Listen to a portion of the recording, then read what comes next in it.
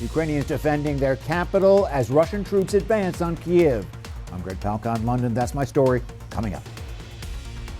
A Joplin woman born in Ukraine prays for peace as her home is invaded by Russia. I'm Bronte Sorotsky with her story. The four states' most watched news starts now. Thank you for joining us tonight. I'm Jordan Abbey. The Ukrainian capital of Kyiv under attack and expected to fall in hours to days. This as NATO leaders make an unprecedented move to stop the Russian advance, activating the NATO response force for the first time. President Biden announcing the deployment of additional forces to bolster support in the region. Fox News senior foreign affairs correspondent Greg Palka has these details. Russian troops bearing down on Ukraine's capital Friday. Gunfire and explosions closing in on the government quarter in Kyiv.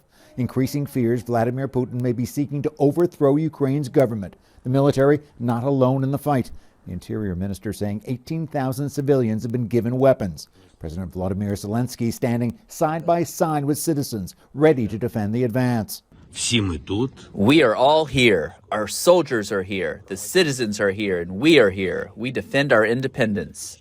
The leader vowing to stay despite he and his family being Putin's top targets. U.S. and NATO allies meeting Friday, stepping up efforts to stop Russia. President Biden holding a 40-minute call with Zelensky, offering support. NATO sending in rapid response troops and more weapons to help protect allies. We are deploying elements of the NATO response force on land, at sea, and in the air to further strengthen our posture and to respond quickly to any contingency. Moscow on Friday expressing a willingness to talk. This as they unleash an amphibious assault, dropping thousands of Marines on a beach in southeast Ukraine near the Russian border and firing more than 200 missiles on its neighbor. And Putin only understands strength. We have the ability literally to bring Russia's economy to a grinding halt. The UK today imposing sanctions directly on Putin and his foreign minister Sergei Lavrov on top of sanctions already being placed on Russia. In London, Greg Palka, Fox News. Again, the U.S. now following the U.K., putting sanctions in place against Putin, Lavrov, and members of the Russian National Security Team. Biden administration vowing to freeze the Russian president's assets. Well, the relationship between Ukraine and Russia goes back a long time. So we went to Missouri Southern to speak with Dr. Rebecca Shriver, an assistant professor of history. Shriver says a lot of it goes back to the days of the Soviet Union when Russia controlled Ukraine. But when the Soviet Union fell, many Ukrainians were hopeful they would get their own independent nation. When the Soviet Union starts to dissolve in the 1990s, they're one of the first to vote to form their own independent state. Over 90% of Ukrainians voted to break away from the Soviet Union and create their own state. So, you know, as you can see, there's this long history of Russia coming in and taking over the region and trying to suppress Ukrainian nationalist movements. Dr. Shriver says Russian President Putin has expressed a desire to restore old imperial Russia. As Russia's attack on Ukraine continues, for one woman, that pain felt locally. KOAM's Bronte Sorotsky spoke with a Joplin resident from Ukraine who says she fears for her family's safety in both Ukraine and Russia. Lilia Moose owns Adornable Embroidery and Altercations in Joplin. A native of Odessa, Ukraine, her heritage is clear as soon as you walk through the door. Thank you very much. I hope your family stays safe. Oh, I hope too, honestly. I very hope. All that she's been able to think about recently, have a nice day. Her family and Ukraine's safety. They're bombing my city. I call my friends, my relatives, I call my cousin and he says, building shake, windows, we think we will lose windows. So they put like in World War II, you know, this is tape, like that scotch on windows. Cars start to have alarm and first they don't understand what has happened. And it's one boom, second boom, wow, it looks like it's a bombs. So scary. Very scary. Everybody very scary. Moose moved to Joplin in 1998 to be with her husband, who's from here.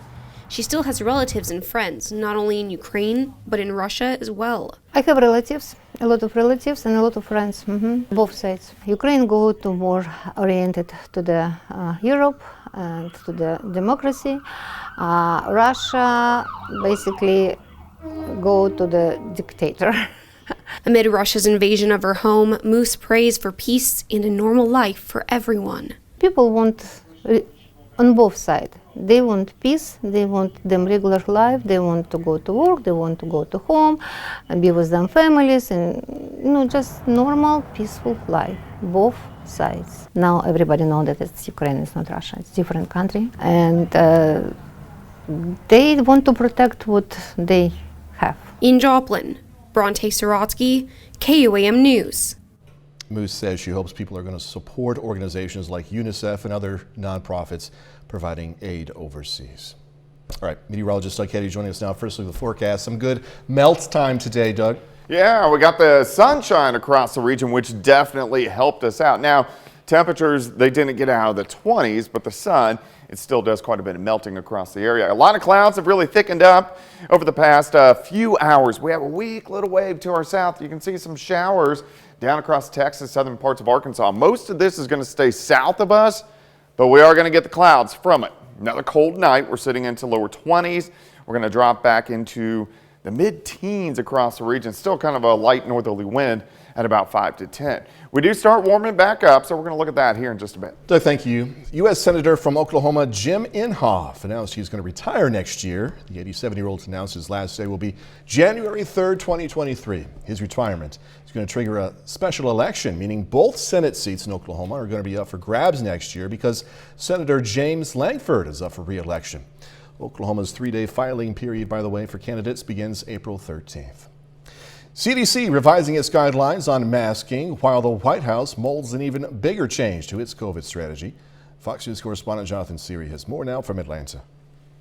For most Americans, the masks are coming off. The CDC announcing big changes to its masking guidelines on Friday, recommending they be worn in public only in areas with high COVID transmission and low hospital capacity, shifting to a broader view of overall community health, not just infection rates and case numbers. The announcement welcomed by most health officials who say COVID protocols should not follow a one-size-fits-all model.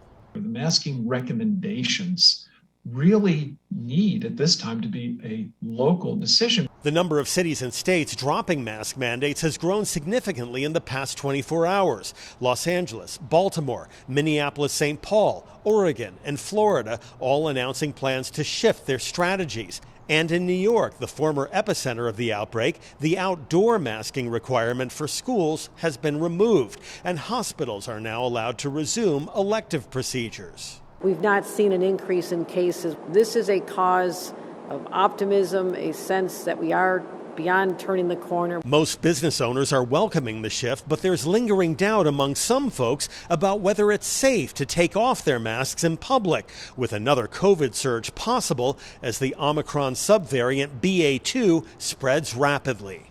I think the mask has saved a lot of people from getting sick.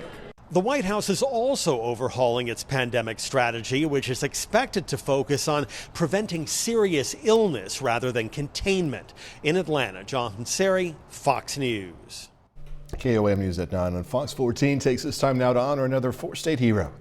H.L. Thompson has served in the Navy from 1943 to 45, and we are proud to thank and salute H.L. Thompson.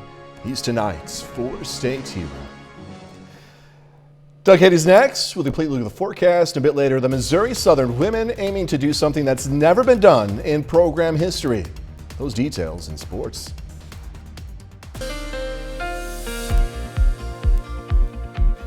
Well, it turned out to be a decent day for us today. It was still cold out there, but we did get quite a bit of sunshine, especially as we were in the morning hours, and then some clouds have increased during the afternoon. Nice shot, Indigo Sky Casino and Resort parking lot filling up. It's Friday night.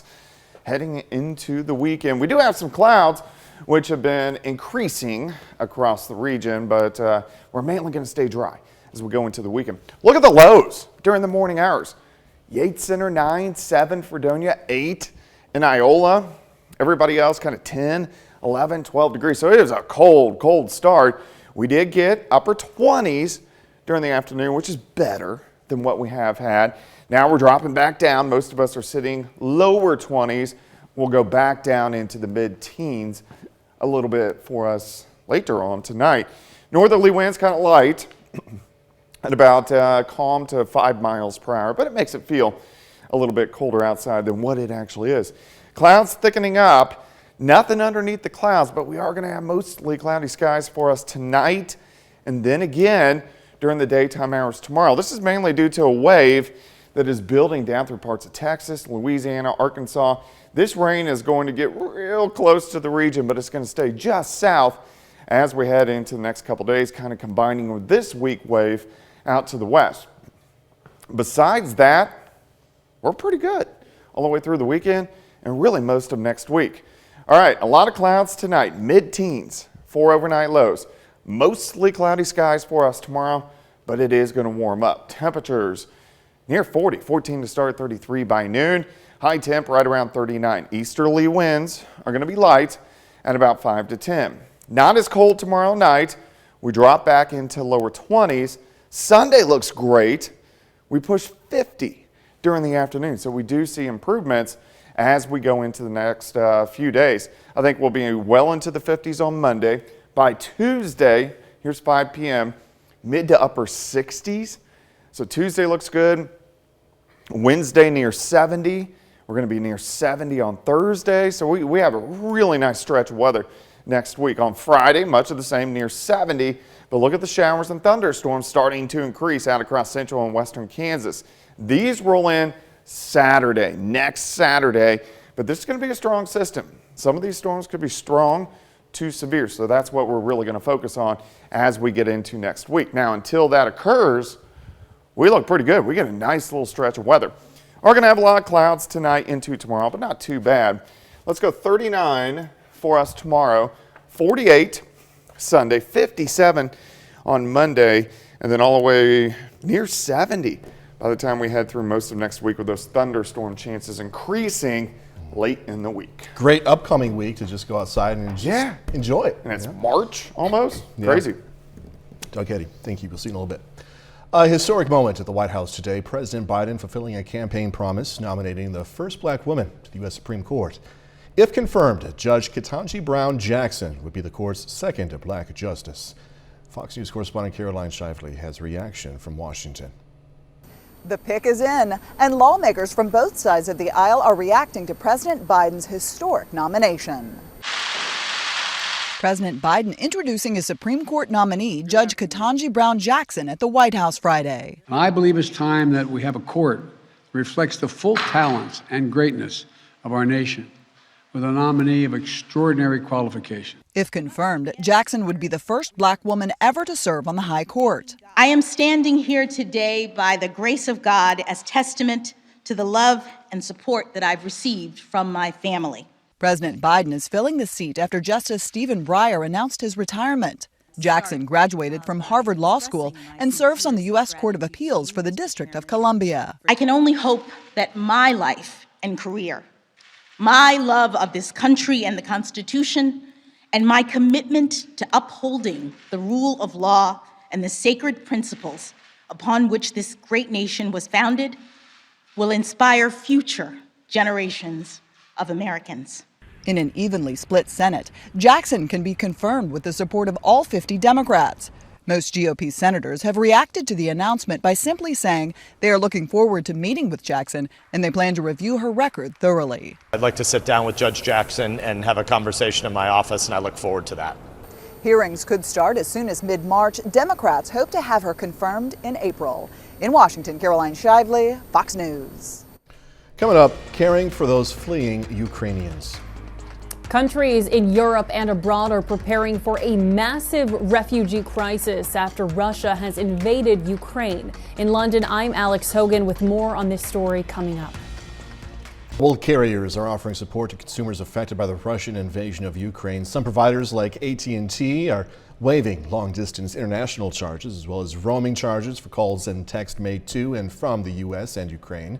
The waiver is available to T-Mobile and Sprint customers through March 3rd. Verizon says it will waive charges for calls from its wireless and residential landline customers to and from Ukraine starting today through March 10th.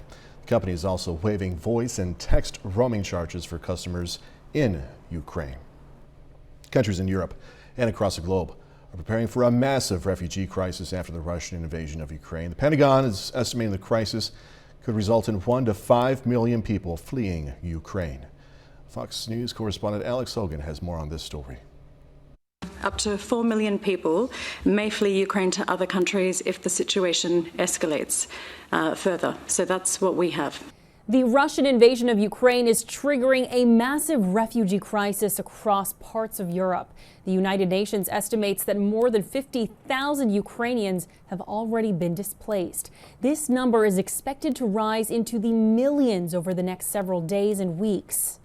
The humanitarian consequences on civilian populations will be devastating. There are no winners in war.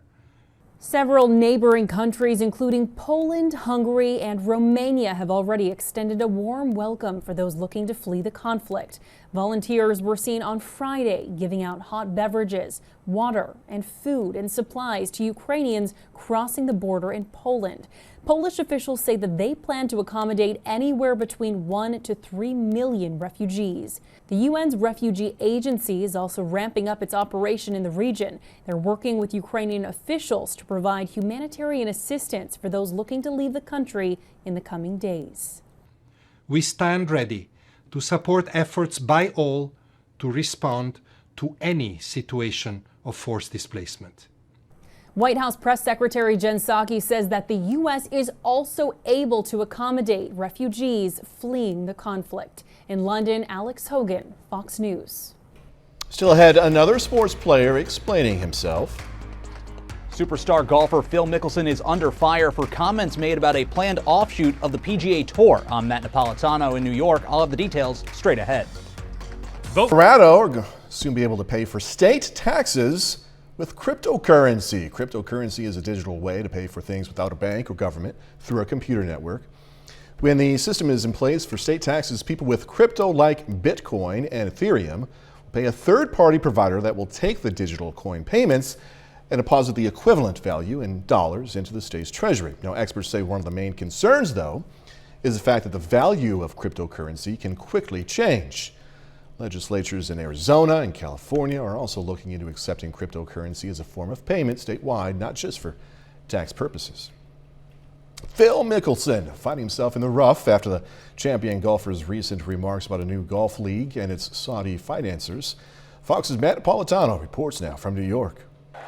Phil Mickelson took to Twitter Tuesday acknowledging the error of his ways. Earlier this month, Mickelson made headlines after saying he wants to be a part of a proposed Saudi-financed Super Golf League. The new league would hold 12 to 14 tournaments annually, both in the United States and abroad, with 40 golfers, no cuts, and guaranteed prize money. Mickelson described the Saudis as scary and listed their human rights abuses in detail, even citing the death of journalist Jamal Khashoggi when referring to the tactics of the Saudi government, but said he was looking past their controversial history to gain leverage with the PGA Tour. Several star golfers were quick to shut down Mickelson's remarks, including Rory McIlroy. I don't want to kick someone while he's down, obviously, but I thought they were naive, selfish, egotistical, ignorant.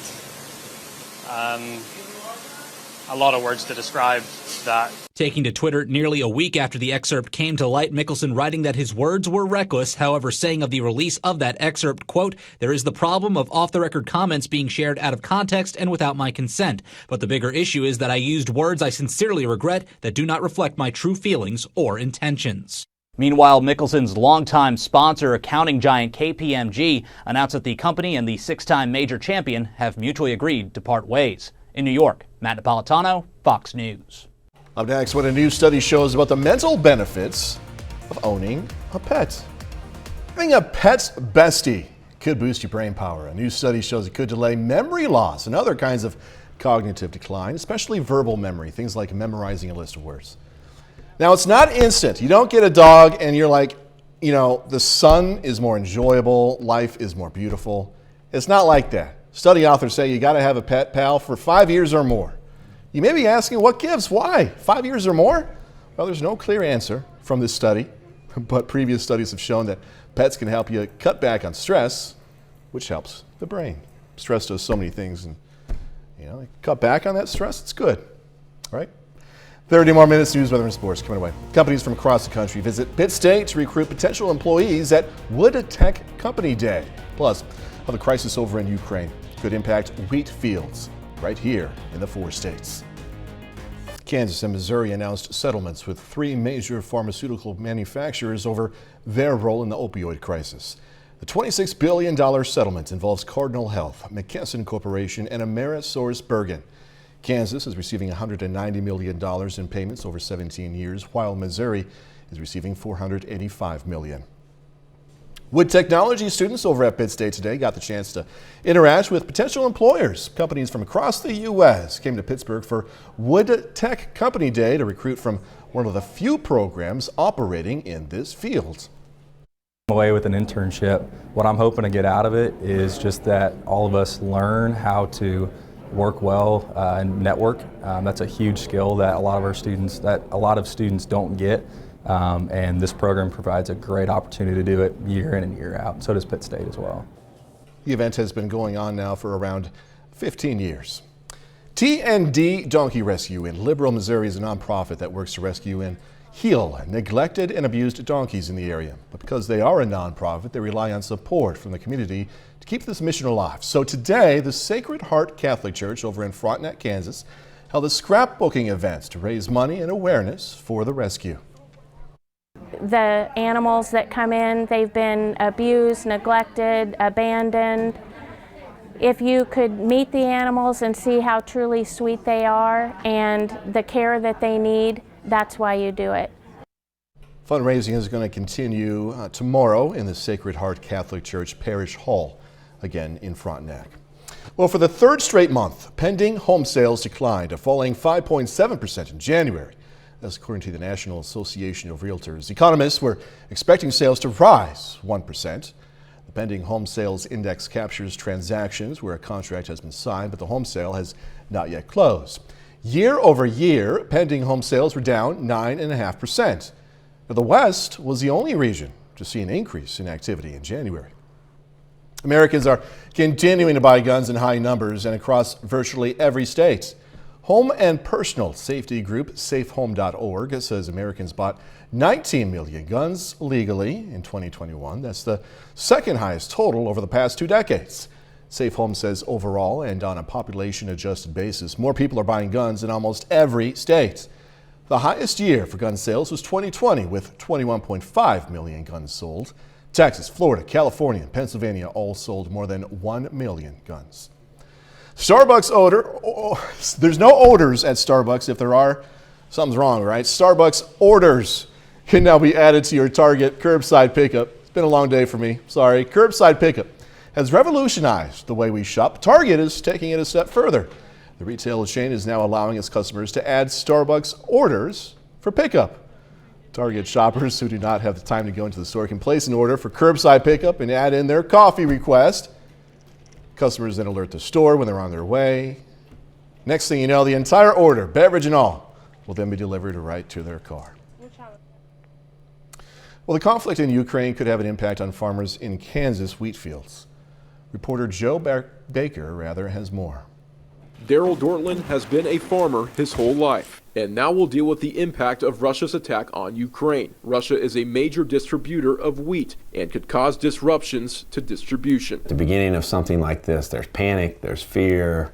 So the markets, stock market plus our grain commodities are just, everybody's nervous. So right now, wheat's skyrocketing. The expectation is for the price to go up. The price of everything's going to come up that wheat's involved with, but it's the actual amount that's in that product. Oh yeah, they'll take advantage of it and everything. You'll see the commodities, the price of the end products like bread or whatever. You know, I'm using bread as a simple example, will go up. But farmers across the state may not see the benefits from the high prices due to uncertainty from the current drought. The high prices right now may not do as much good for farmers as we hope, just because of their uncertainty about having a crop. You know, are they going to be willing to do much forward pricing? And Daryl tells me this could impact his bottom line. If our drought doesn't get better, our bushels will be way down.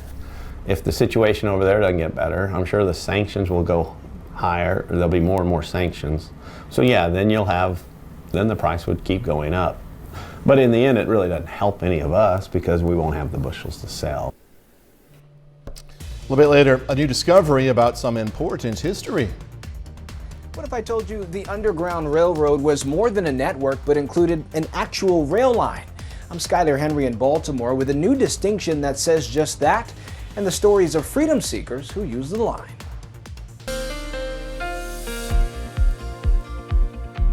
Well, at least things improved for us today after kind of a nasty week with all the sleet and the snow across the region, cold temperatures, but it's Friday. We're heading into the weekend. It looks pretty good at Indigo Sky Casino and Resort, of course, Indigo, just outside of Seneca, Missouri. Now, we do still have some ice on the ground, so be careful on the side roads, but in general, we did some pretty good melting outside for us today.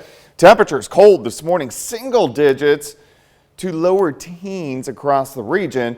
We warmed up, upper 20s. I know upper 20s are cold, but it's better than what we have been, and we're going to continue to get better. Now we're dropping back a bit, 24 in Nevada, 24 in Neosho, 25 in Commerce, Welch, 25, Chinook, 26, Yates Center a little bit cooler at 22 degrees. We have this kind of light northerly wind, which makes it feel a little bit colder than what it actually is. A lot of clouds have increased over the past several hours. Of course, we got some sunshine, mainly during the morning hours, and then the clouds really started to increase. So mostly cloudy skies tonight, mostly cloudy skies once again for us tomorrow.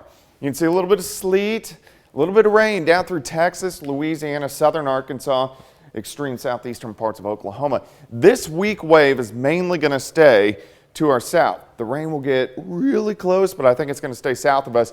But what we are going to get is some clouds from that. But out to the west, not a whole bunch going on. So once this little wave passes by, we look pretty good for the next several days. Cold again tonight, mid-teens across the region. Mostly cloudy skies for us tomorrow. Temperatures better, probably 12, 13 degrees warmer than what we saw today. 14 to start, 33 by noon, 39 during the afternoon, easterly winds at about 5 to 10. Tomorrow night looks pretty good. We do clear out, still going to be kind of cold. We drop back near 20, and then by Sunday, we start to warm things back up a little bit more. High temps right around 50 degrees during the afternoon. So Sunday will be the better of the 2 weekend days. Let's go into Monday.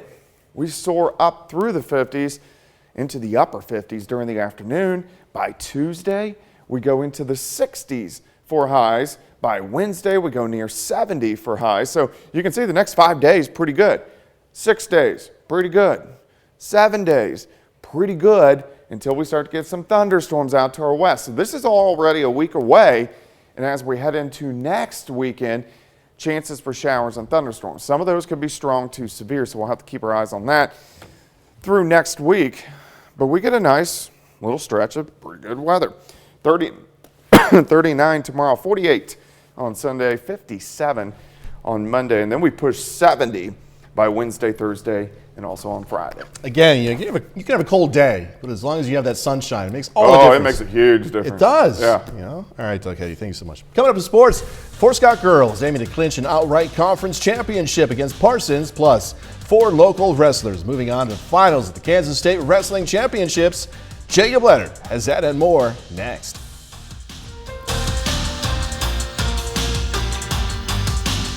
Tonight is the final night of the regular season for SEK High School basketball. The Fort Scott Tigers are on the road tonight facing Parsons. On the girls' side, it's a big opportunity for Fort Scott. They've already earned at least a share of the SEK League title. With a win tonight against the Vikings, Fort Scott would earn the outright conference championship. Parsons on a 13-0 run in the first. Eliana Valentine Florence knocks down the 3. Now here she is again, same spot. Drains it at the first quarter buzzer. Tigers now. Harmony Shaw banks it in for 2. Fort Scott leads by 1 at half, but then it's all Parsons. Sydney Scheibe gets to the basket for the easy lay-in, and back to Valentine Florence. She finishes on the other end. Parsons pulls away to win it tonight, 45-32. So with that Fort Scott loss, Labette County can earn a share of the girls' SEK championship with a win over Independence. That's what they did. The Grizzlies get it done over Independence tonight, 42-22. So Labette County shares the SEK title with Fort Scott. For the Grizzlies, it's their 5th straight conference championship and 22nd in program history. The kids work hard. You know, we've had some trials and errors through the year, and you know, they persevered. You know, we knew what we had to do, and especially this time, you know, it was our fault that we got in the situation that we're in, but extremely proud of these kids, and this bunch of kids has just been very special to me. Every day is something, I should say, not in a good, positive way. I mean, they're fun, but yet, you know, you can chew them and they take it and go on with it. The Missouri Southern women will finish up the regular season tomorrow on the road against Central Oklahoma, and they could make a little history. With a win over UCO, the Lions would clinch their first ever MIAA regular season title. Southern, red hot right now, winning 14 straight games heading into the weekend. They're 18-3 in the MIAA, which puts them in a tie with Fort Hays State for first place in the conference. So after 26 games, it all comes down to this next one to do something no team in program history has done before.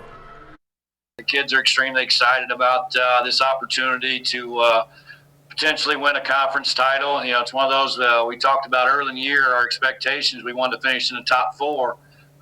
Then as the year went on and the success we were having, we kind of adjusted that a little bit and, you know, kind of thought to ourselves that, hey, you know, maybe we can win a conference title if we keep playing well. So we're one game away of accomplishing that goal as well. So we're excited about that. Today's the opening day of the Kansas Boys High School State Wrestling Tournament. 13 local wrestlers won their first 2 matches to advance to the semifinals. 4 of those won in the semifinals tonight. And that includes Frontenac High School senior Dawson Lapping. Lapping won his semifinal match over Pratt's Keyshawn Thompson earlier tonight in an 11-6 decision. Lapping is now 39-0. And will wrestle for the 152-pound state title tomorrow. Now, there are 3 other local guys who will wrestle for state championships tomorrow. At 113 pounds in the 4A tournament, Chanute's Colton Meisner is in the finals. Then a pair of guys in the 3-2-1A state tournament, Erie's Drayton Kennedy and Jayhawk Lynn's Corbin White. Tournament action will resume with consolation wrestlebacks beginning at 9 a.m. tomorrow. That's a look at sports. We're back with more news right after this.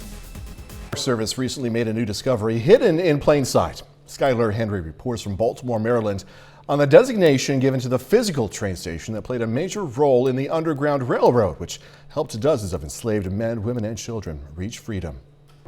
Deep in the southwest side of Baltimore sit 40 acres of history, with a new track looking to be accurately told. We like to say at the B&O that we tell the story of America because every car or building is connected to a famous person, place, or significant event in American history. That includes the steam locomotive Abraham Lincoln used to sneak into Washington for his inauguration after assassination threats, the segregated rail cars with white-only signs, and now a connection to the Underground Railroad. Do you feel the, I don't want to call it pressure, but the responsibility to tell that story? 100%. B&O Railroad Museum's executive director, Chris Holland, says her team has learned the Mount Clair station was used by at least 20 confirmed freedom seekers, and likely more heading north to escape slavery.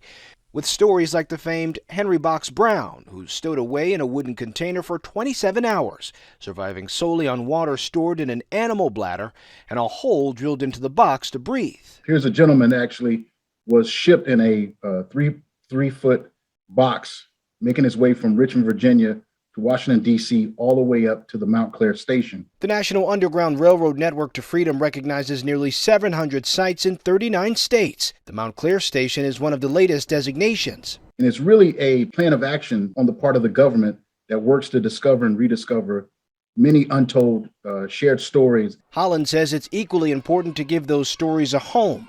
The museum was granted $200,000 to build out a permanent exhibit highlighting the journeys to freedom. I really honestly had no idea what hallowed grounds we are on. I mean, it's truly a treasure. Filled with a wealth of history, Holland says, yet to be told.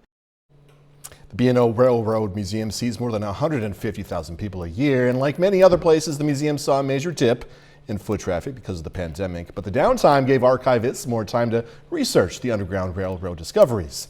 Full exhibit is expected to be open to the public in late spring. Coming up, music icon LL Cool J set to host an award show. That and more Hollywood news coming your way next. Rock and Roll Hall of Fame inductee is going to host the 2022 iHeartRadio Music Awards. Plus, first look at Josh Brolin's upcoming Amazon Prime video series. Fox's Kristen Goodwin has the latest from the Hollywood Nation. A sneak peek at Brolin's Western thriller. Cohen eyes a new role, and LL Cool J takes center stage in the Hollywood Nation. LL Cool J will help celebrate the best in music over the last year. The Rock and Roll Hall of Famer is on board to host the upcoming 2022 iHeartRadio Music Awards. He will perform during the star-studded event that will honor Jennifer Lopez with the Icon Award. Lopez is receiving the accolade for her impact on pop culture and career longevity. The ceremony airs live from Los Angeles, March 22nd on Fox. In casting news, Sacha Baron Cohen may be lining up his next gig with Apple TV+. According to Deadline, the actor is in talks to join the cast of the series Disclaimer. The adaptation is based on the novel of the same name and is about a journalist who realizes she's a key character in a novel that reveals her darkest secrets. Cohen would join previously announced stars Cate Blanchett and Kevin Kline. And in today's first looks, Amazon Prime Video released several images to the upcoming Western thriller series Outer Range, starring Josh Brolin. He plays a Wyoming rancher forced to fight for his land and family when he discovers an unfathomable mystery in the wilderness. It premieres in April. In Hollywood, Kristen Goodwin, Fox News. That's our time for tonight. Thanks so much for joining us. Going to leave you with video of a baby elephant exploring its enclosure at the Prague Zoo. Hey, have a great, safe weekend. Going to do this all again tomorrow. See you then.